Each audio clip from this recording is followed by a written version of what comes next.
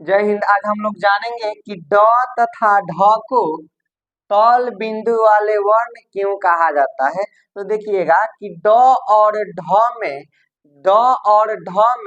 ढ के नीचे बिंदु का प्रयोग किसी भी शब्द के बीच में या अंत में किया जाता है, इसलिए इसे तल बिंदु वाले वर्ण कहा जाता है।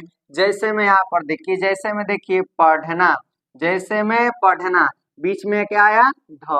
ढ कहाँ आया? तो बीच में। तो हम तो यही जाने हैं कि ड और ढ के नीचे बिंदु का प्रयोग तभी होगा जब वह किसी भी शब्द के बीच में या अंत में होगा। तो यहाँ पर देखिए पढ़ना, तो ढ यहाँ आ गया बीच में, तो यहाँ पर हो जाएगा। अब देखिए कब नहीं होगा, तो पहले नहीं होगा, इसे में यहाँ लिखिए ढक्कन।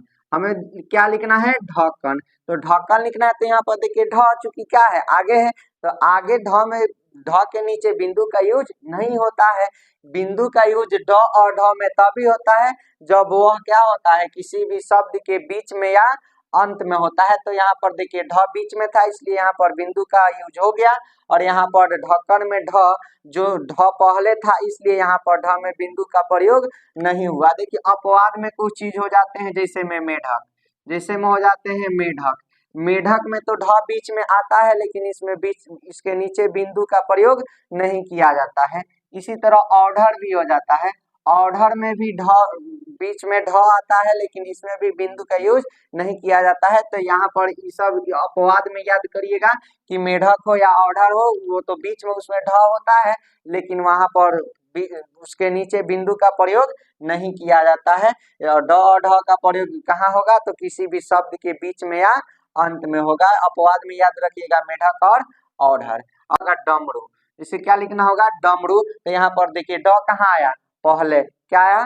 पहले आया। तो बताइए, हम बताए हैं कि ड और ढ के नीचे बिंदु का प्रयोग तभी होगा जब वो किसी भी शब्द के बीच में चाहे अंत में आता हो। तो यहाँ पर देखिए ड जो है पहले ही आ गया, इसलिए यहाँ पर बिंदु का प्रयोग नहीं होगा। यहाँ पर कड़क, क्या लिखना होगा?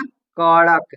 तो यहाँ पर बीच में ड, ड के नीचे बिंदु का प्रयोग होगा, क्योंकि यहाँ पर जो ड है ये शब्द के बीच में है, यहाँ पर जो ड था शब्द के पहले था, इसलिए यहाँ पर यूज नहीं हुआ। तो इस तरह से हम जान गए कि ड और ढ के नीचे बिंदु का प्रयोग तभी होगा जब वह किसी शब्द के बीच में या अंत में हो। अब देखिए इसको द्विगुण व्यंजन वर्ण क्यों कहा जाता है? क्योंकि इसमें दो प्रकार के गुण पा गए। देखिए यहीं पर देखिए ना, इसमें दो प्रकार का गुण पा गया कि जब यह बीच में रहेगा तो बिंदु का यूज होगा, और जब बीच में नहीं रहेगा यानी कि आगे रहेगा तो वहां पर बिंदु का प्रयोग नहीं होगा। एक ही आदमी के साथ दो दो नियम लग रहा है, तो बताइएगा कि एक आदमी के साथ जब दो दो गो नियम लगेगा तो उसका दुगुना गुण हुआ जी। तो यहाँ पर देखिए ड और ढ का कगो गुण? दो गो गुण हुआ।